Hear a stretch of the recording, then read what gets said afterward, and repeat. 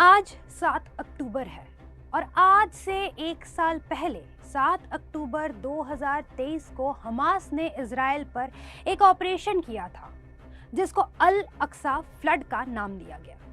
Hamas के लड़ाकों ने इजराइल पर अचानक धावा बोल दिया था।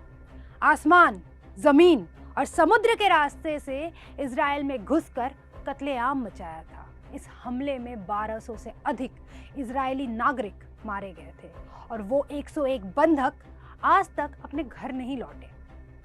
और अब इस ऑपरेशन के एक साल होने पर ईरान के सुप्रीम लीडर अली खामनेई ने इसकी सराहना की है। यूं तो कई बार खामनेई को इस ऑपरेशन की तारीफें करते हुए सुना गया है, पर इसके एक साल पूरे होने पर खामनेई ने एक्स पर हिब्रू भाषा में एक पोस्ट डाला है। आपकी जानकारी के लिए बता दें कि हिब्रू इजराइल की राष्ट्रीय भाषा है। इस पोस्ट में खामनेई ने लिखा है कि ऑपरेशन अल अक्सा फ्लड ने जियोनी शासन को 70 साल पीछे धकेल दिया। आपको बता दें कि इससे कुछ दिन पहले शुक्रवार को भी खामनेई ने एक भाषण के दौरान हमास के अल अक्सा फ्लड और हिजबुल्लाह की तारीफ की थी और कहा था कि इजराइल लंबे समय तक टिक नहीं पाएगा। अगर खामनेई के इस भाषण और पोस्ट को थोड़ा नजदीकी से देखें तो शायद खामनेई ने ऐसा इसलिए बोला क्योंकि 1948 में इजराइल की स्थापना के समय वो अरब का एक छोटा और कमजोर देश था जो अमेरिकी मदद के बिना फिलिस्तीनियों के सामने टिकने तक की ताकत नहीं रखता था।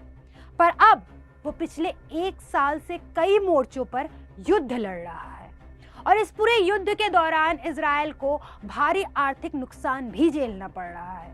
इजराइल का टूरिज्म और समुद्र के रास्ते से होने वाला कारोबार इस वक्त ठप पड़ा हुआ है। अपने पड़ोसियों से होते आक्रमणों की सुरक्षा के लिए उसको अरबों डॉलर खर्च करने पड़ रहे हैं। दूसरी ओर कूटनीतिक तौर पर भी अंतर्राष्ट्रीय स्तर पर इजराइल कमजोर हो गया है और शायद इसीलिए खामनेई ने ऐसा बोला कि इजराइल 70 साल पीछे चला गया है।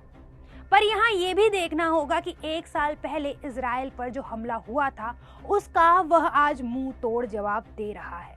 7 अक्टूबर के हमले के बाद इजराइल ने इस बर्बरता का बदला लेने और हमास का अस्तित्व मिटाने की कसम खा ली। अल अक्सा फ्लड के जवाब में इजराइल ने ऑपरेशन आयरन स्वॉर्ड को अंजाम दिया और अभी तक में इजराइल की सेना ने गाजा को खंडहर में तब्दील कर दिया है। पिछले एक साल में इजराइल ने हमास के हमले के जवाब में गाजा में करीब 42,000 लोगों को मारा है जिनके संबंध हमास से थे। और इसी के साथ इस दौरान इजराइल ने अब तक इस्माइल हानिया और मोहम्मद डेव समेत हमास के कई शीर्ष नेताओं को भी ढेर किया है। आपकी जानकारी के लिए बता दें कि गाजा पट्टी पर 2007 से हमास का शासन है और 7 अक्टूबर 2023 के हमले के बाद इजराइल की बदले की कार्रवाई में यहाँ पर बड़े पैमाने में विनाश हुआ है। पर अभी तक इजराइल की नज़र गाजा से हटी भी नहीं कि उसने कुछ दिन पहले ही अपने पुराने दुश्मन हिजबुल्लाह पर भी पेजर अटैक कर दिया, जिसके बाद से लेबनान के अलग अलग हिस्सों में हिजबुल्लाह को निशाना बनाते हुए इजरायली सेना की जमीनी और हवाई कार्रवाई जारी है। लेबनान के खिलाफ मोर्चा खोलने के पीछे इजराइल का लक्ष्य ये है कि सीमा के पास अपने नागरिकों को उनके घर वापस लौटाने के लिए सुरक्षित महसूस कराना, जो इस डर में रहते हैं कि वो हिजबुल्लाह के रॉकेट हमलों की जद में आ सकते हैं। ऐसे में हमास हमले को एक साल हो गए हैं। पिछले एक साल की भारी तबाही के बाद इजराइल अब तक दुश्मनों पर नकेल कसने में कामयाब रहा, लेकिन अभी तक भी वो अपने युद्धों को अंजाम तक पहुंचाने में सफल नहीं रहा है।